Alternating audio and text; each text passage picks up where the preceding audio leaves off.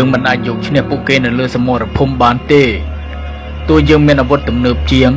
ក៏ស្មារតីស្នេហាជាតិរបស់ពួកគេរឹងមាំដូចថ្មភ្នំអញ្ចឹងបើកម្លាំងខាងក្រៅមិនអាចបំបាក់បានយើងត្រូវតែបំផ្លាញពីខាងក្នុង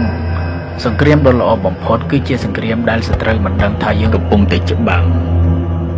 យើងនឹងមិនសម្លាប់ពួកគេដោយគ្រាប់កាំភ្លើងទេតែយើងសម្លាប់ពួកគេដោយស្លាបព្រាយើងនឹងបញ្ចេញសារធាតុគីមីពិសេសម្យ៉ាងដែលផ្សំក្នុងចំណីអាហារភេសជ្ជៈនិងបង្អែមដែលមានតម្លៃថោកនិងមានរូបរាងទាក់ទាញសារធាតុនេះនឹងមិនសម្លាប់មនុស្សភ្លាមទេតែវាជ្រាបចូលយឺតបំផ្លាញទៅខាងក្នុងបន្តិចម្ដងទី1វាបំផ្លាញសតិបញ្ញាសារធាតុគីមីនឹងជ្រាបចូលទៅក្នុងប្រព័ន្ធសរសៃប្រសាទបំផ្លាញកោសិកាខួរក្បាលយឺតជាពិសេសចំពោះកុមារពួកគេនឹងក្លាយជាមនុស្សចំនួនក្រោយដែលខ្សោយសតិបញ្ញានិងរៀនមិនចូលគិតក៏មិនបានវែងឆ្ងាយទី2បំផ្លាញសុខភាពសារធាតុនេះនឹងធ្វើឲ្យប្រព័ន្ធការពាររាងកាយចុះខ្សោយងាយនឹងកើតជំងឺប្លែកជំងឺមហារីកនិងជំងឺរ៉ាំរ៉ៃផ្សេងទី3គឺកាត់បន្ថយអាយុជីវិតជាចុងក្រោយអាយុសង្ខាររបស់ប្រជាជនខ្មែរនឹងខ្លីជាងមុនជាតិសាសន៍មួយដែលពោពេញដោយអ្នកជំងឺនិងមនុស្សខ្សោយបញ្ញាតើនឹងអាចការពារទឹកដីរបស់ខ្លួនបានដោយរបៀបណាសំទោសលោកម្ចាស់តើនេះព្រៃផ្សៃពេកទៅដឹងគោលដៅរបស់យើងគឺកុមារពួកគេគ្មានទោសអ្វីទេកុមារថ្ងៃនេះជាទាហាននៅថ្ងៃស្អែកកុមារថ្ងៃនេះនឹងក្លាយជាថ្នាក់ដឹកនាំនៅថ្ងៃស្អែកបើចង់កាប់ដើមឈើត្រូវតែកាប់ទាំងឫសភាពមេត្តាគឺជាភាពទន់ជ្រាយដែលយើងមិនអាចមានបានទេយល់ទេបាទលោកម្ចាស់ខ្ញុំយល់ហើយបាទផែនការនេះល្អឥតខ្ចោះវាជាការវិនិយោគរយៈពេលវែងយើងមិនចាំបាច់ចំណាយគ្រប់កំភ្លើងសំបីតែមួយគ្រាប់តែក្នុងរយៈពេល20ឆ្នាំទៀតពួកគេនឹងប្រគល់អនាគតប្រទេសជាតិរបស់គេឲ្យមកយើងដោយខ្លួនឯងចាប់ផ្ដើមអនុវត្តចុះលោករដ្ឋមន្ត្រីតែឥឡូវនេះប្រជាជនខ្មែរបានពហិការជប់ប្រាប់លទ្ធផលរបស់យើងហើយតើយើងត្រូវធ្វើដូចម្តេចទៅបាទមែនហើយលោករដ្ឋមន្ត្រីបន្ទាប់ពីមានចំនួនព្រំដែនលើកចុងក្រោយនេះពួកគេហាក់ដូចជាស្អប់យើងខ្លាំងណាស់ដែលបានប្រមាណខ្យល់ទេបើគេចេះឈឺចាប់យូរម្ល៉េះទឹកដីរបស់គេមិនបានមកដល់យើងច្រើនដល់ម្លឹកដែរខ្មែរជាជាតិសាសន៍មួយដែលឆាប់ភ្លេចការតាំងចិត្តរបស់ពួកគេមិនខុសពីភ្លើងចម្បាំងនោះទេឯងចាំមើលចុះយ៉ាងច្រើន6ខែទៅ1ឆ្នាំនៅពេលដែលបញ្ហាព្រំដែនស្ងប់ស្ងាត់ទំនុំរបស់ពួកគេក៏រលាយដែរហើយពួកគេនឹងនឹកឃើញរសជាតិទំនិញរបស់យើងមិនខានពេលនោះហើយគឺជាឱកាសរបស់យើងនៅពេលនេះស្មារតីស្នេហាជាតិរបស់ប្រជាជនកម្ពុជាបានផុសផុលមិនថាតែនៅទីក្រុងឬនៅជនបទការធ្វើពហិការឈប់ប្រាទំនិញចោលឈ្លានពាននៅពេលនេះធ្វើឲ្យសេដ្ឋកិច្ចខ្មែរស្ទុះឡើងគួរឲ្យមានមោទនភាពបំផុត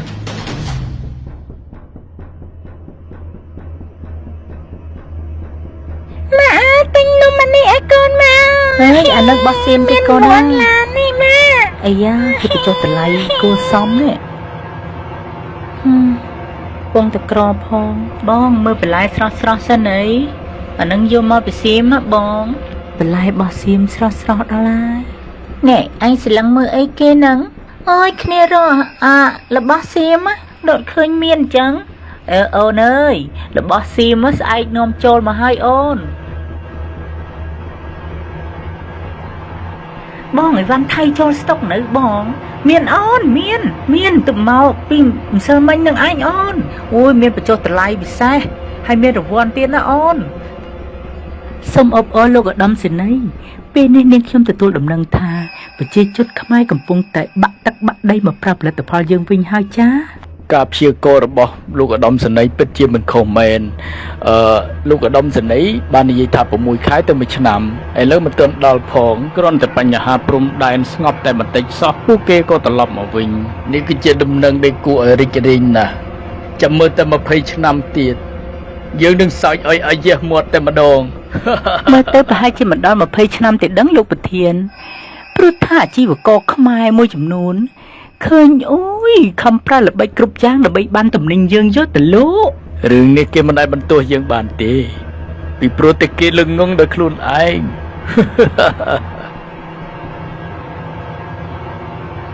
ចុំវាមិនអាចទៅរួចទេអត្រាកុមារមានបញ្ហាក្នុងការរៀនសូត្រ និងអត្រាអ្នកកើតជំងឺមហារីកថ្លើមកើនឡើងខុសប្រក្រតីជាពិសេសនៅតាមបណ្ដាខេត្តជាប់ព្រំដែនវាដូចជាមិនសមហេតុផលទោះទៅសោះនេះវឌ្ឍនាអមយាយក្មួយឮសូរថាអត់ស្រួលខ្លួនទេមិនដឹងទេប្អូនអើយមួយរយៈនេះវាភ្លេចភ្លាំងច្រើនណាស់រៀនក៏មិនសូវចាំដូចមុនគ្រូនៅសាលាក៏ល្អូនឹងវាដែរចុះអាការៈរបស់វឌ្ឍនាយ៉ាងម៉េចដែរបងវាដូចជាប្លែកអូនផ្លឹកហៅ10ម៉ាត់អត់ចង់លឺទេណា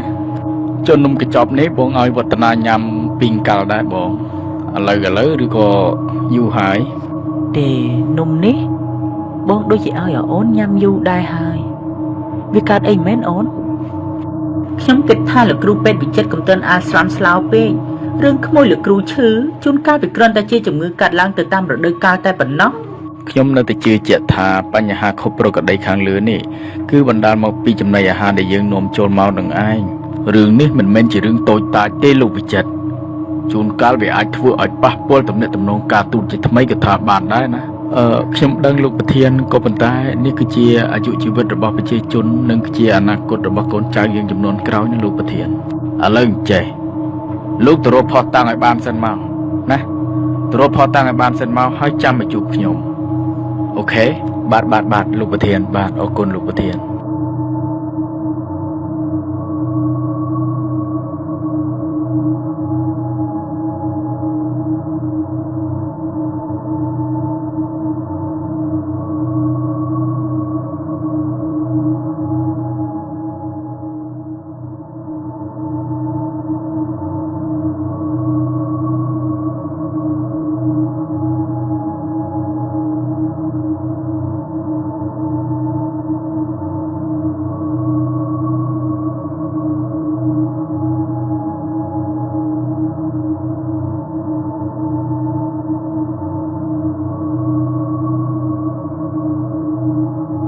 មានឃើញអ្វីសោះលោកវិជ្ជបណ្ឌិត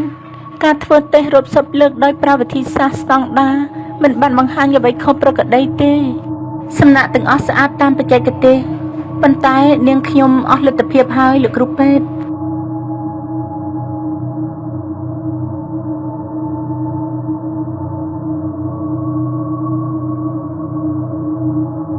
អ្នកទាំងអស់គ្នាត្រូវស្ដាប់ខ្ញុំ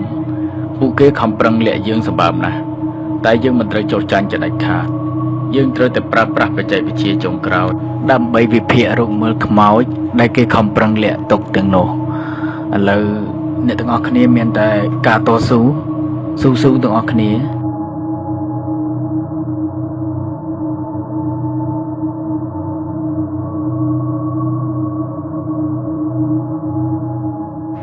អ្នកទាំងអស់គ្នានេះហើយគឺជាអាវុធជីវសាស្ត្រដែលកំពុងតែសំងំលាក់ខ្លួនបំផ្លាញអាយុជីវិតរបស់ប្រជាជនយើងណាព្រះអើយវាគួរឲ្យខ្លាចណាស់សារធាតុនេះមិនមាននៅក្នុងបញ្ជីសារធាតុគីមីសកលទេរចនាសម្ព័ន្ធម៉ូលេគុលរបស់វាត្រូវបានរចនាឡើង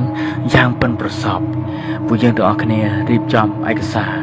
ដើម្បីបញ្ជូនទៅថ្នាក់លើនេះមិនត្រឹមតែជាបញ្ហាសុខភាពសាធារណៈធម្មតាទេ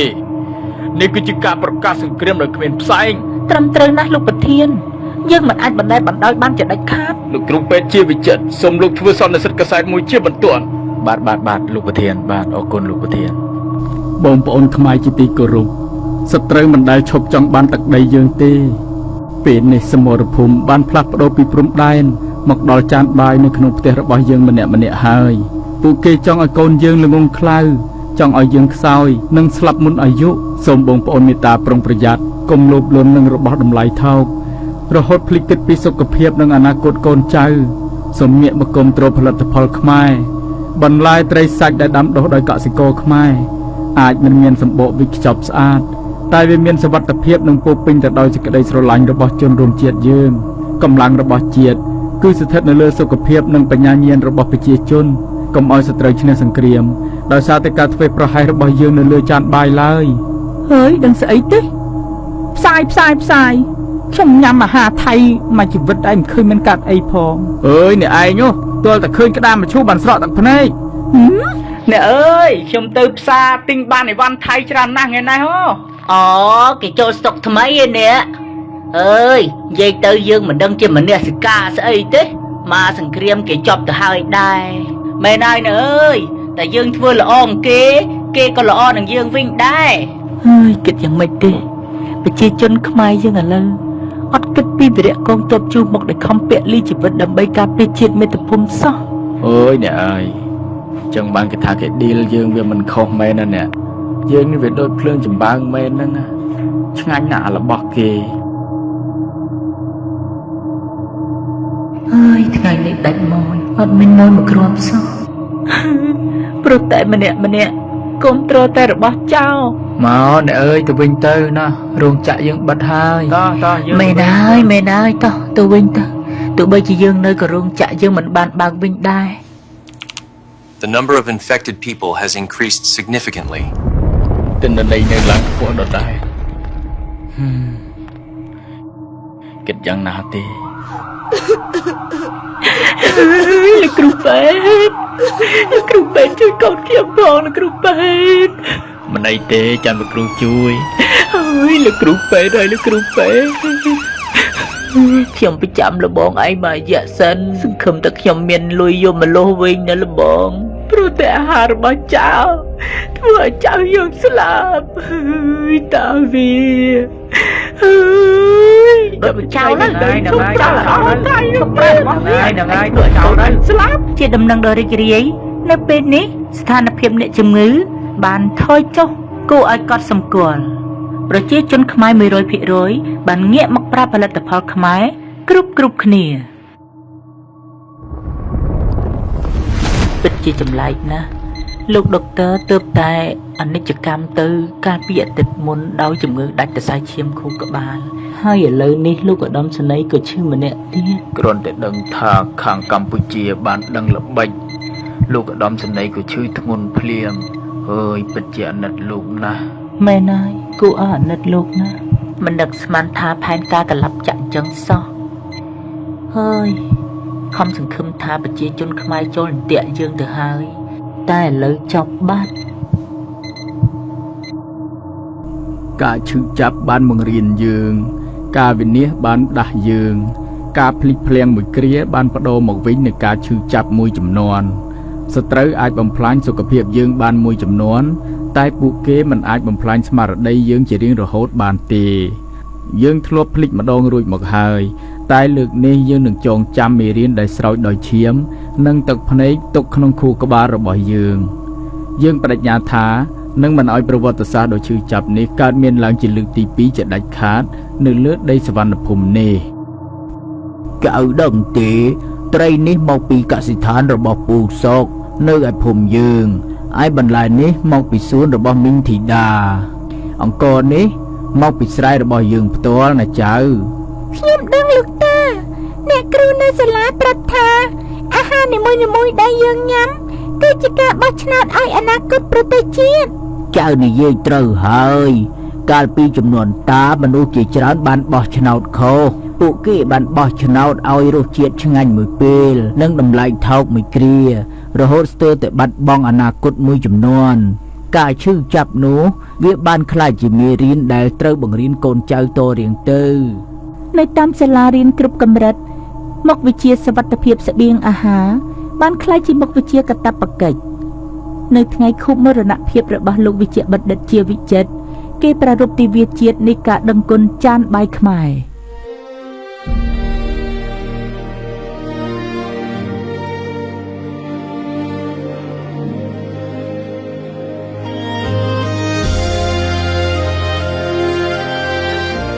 រឿងរ៉ាវនៃសង្គ្រាមត្រជាក់លើចានបាយមិនមែនគ្រាន់តែជាប្រវត្តិសាស្ត្រនៅក្នុងសៀវភៅទេតែវាបានក្លាយជាផ្នែកមួយនៃឈាមជ័ររបស់ខ្មែរចំនួនថ្មីពួកគេយល់យ៉ាងច្បាស់ថាការការពារព្រំដែនពិតប្រាកដគឺចាប់ផ្ដើមពីចានបាយនៅក្នុងផ្ទះរបស់ពួកគេម្នាក់ៗ